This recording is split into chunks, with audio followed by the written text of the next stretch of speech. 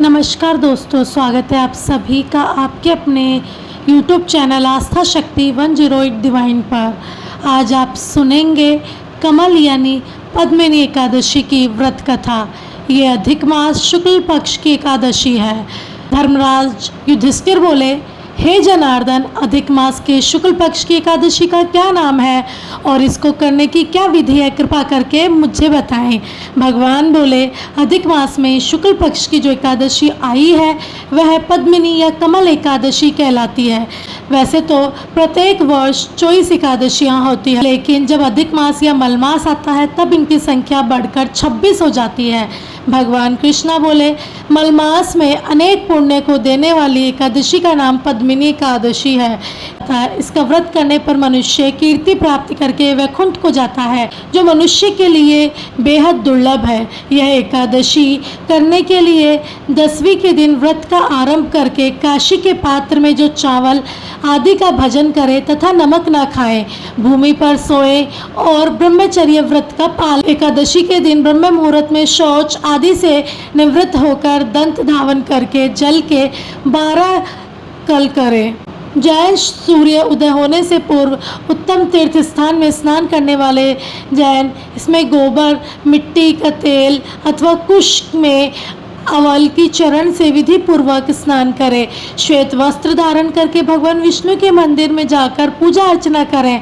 तो चलिए अब हम सभी श्रवण करते हैं पद्मिनी एकादशी की व्रत कथा।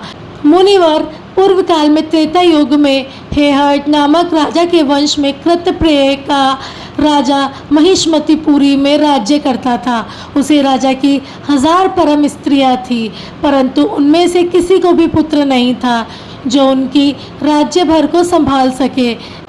देवता, पितृ, संत तथा अनेक चिकित्सकों आदि से राजा ने पुत्र प्राप्ति के लिए काफ़ी प्रयत्न किए, लेकिन सब असफल रहे। एक दिन राजा को वन में तपस्या के लिए जाते वक्त उनकी परंपरीय रानी इस बाकुवश में उत्पन्न हुए राजा की हरिश्चंद्र की पत्नी पद्मिनी नाम वाली कन्या राजा के साथ वन में जाने को तैयार हो गई।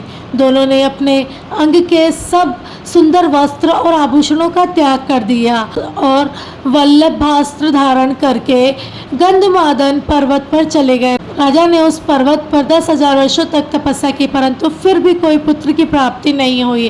तब पतिव्रता रानी कमल नेनी पद्मिनी ने अनसुईया से कहा, 12 मासी अधिक महत्वपूर्ण मलमास होता है जो 32 मास के बाद आता है। उसमें द्वादशी युक्त पद्मिनी शुक्ल की एकादशी का जागरण समेत व्रत करने से तुम्हारी सारी मनोकामनाएं पूर्ण होगी।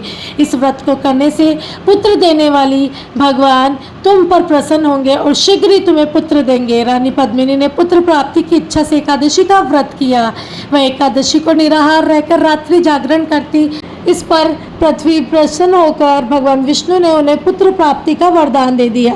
इसी के प्रभाव से पद्मिनी के घर कीर्ति वीर्य उत्पन्न हुआ और जो कि बेहद बलवान था और उनके समाज में तीनों लोक में कोई बलवान नहीं था। तीनों लोकों में भगवान के सिवा को जीतने का सामर्थ्य किसी में नहीं था। मुनि मनुष्य ने मलमास शुक्ल पक्ष की एकादशी का व्रत किया है। जो संपूर्ण कथा को पढ़ता है या सुनता है वे भी यश के भागीदार होकर विष्णु लोक को प्राप्त करते हैं। तो ये थी पद्मिनी एकादशी की व्रत कथा। आपको ये कथा कैसी लगी कमेंट में बताएं। अच्छी लगी तो चैनल को सब्सक्राइब करें। धन्यवाद।